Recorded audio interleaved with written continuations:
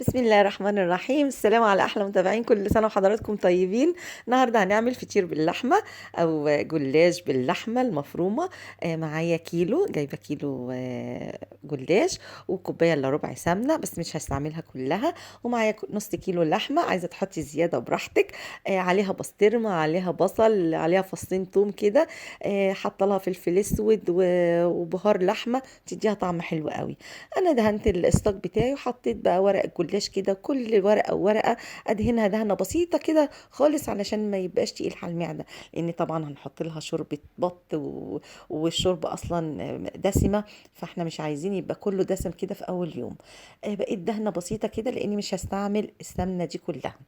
واحدة واحدة كده لغاية ما خلصت أول لفة في الجلاش، وبعدين هنضيف بقى اللحمة بتاعتنا، نوزع اللحمة على الصاج بتاعنا. الصاج ده 40 في 40 كبير، علشان كده أنا استعملت أكتر من لفة، يعني أكتر من نص كيلو. هنوزع اللحمة بتاعتي كده، وبعد كده هنبدأ في اللفة التانية ناخد جزء جزء كده وندهن برضو السمنة بتاعتنا، نرش كده بالسمنة بتاعتنا نقط كده بسيطة، وتوزعيها على الورق بتاعك لغاية ما تخلصي الكمية اللي انت عايزاها.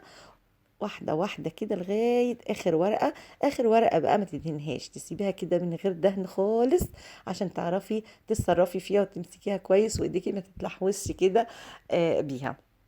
هنقطعها طبعا تقطيع متساوي، كل قطعة قد التانية كده عشان يبقى منظرها حلو على السفرة كده.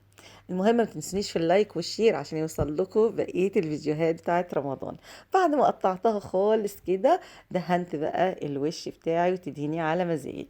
الكلام ده انت ممكن تعمليه قبلها بيوم عادي، قبل العزومة بيوم تبقي فاضية كده وتعمليه، بس ما تحطيش الشوربة بتاعتك هنا تاني يوم، او مثلا في نفس اليوم الشوربة خلصت. انا حطيت معلقة بيكنج باودر زي ما انتم شايفين كده. بيكنج باودر بتديها هيشان كده. ما حطيتش لا لبن ولا حطيت بيض ولا اي حاجه من اللي انتوا بتحطوها. هي شوربه البط ومعاها معلقه بيكنج باودر، تخليها قابه كده ونفشانه كده وشكلها في منتهى الجمال. وكل ورقه لوحديها. هتشوفي انا حطيت مج ونص، اخدت مج ونص مني. زي ما انتم شايفين كده، انا مش عايزاها طريه قوي ولا عايزاها ناشفه. من جوه بتبقى طريه حلوه كده، حنينه، ومن بره مقرمشه زي ما انت شايفين. انا حطيتها في الفرن حوالي نص ساعه على درجه 200 220. طلعت زي ما انتم شايفين كده، وولعت الشوايه في الاخر. طلعت في منتهى الجمال، مقرمشه من جوه من بره وطريه من جوه، وزي ما انتم شايفين كده مقلبظه وطلعت في منتهى الجمال.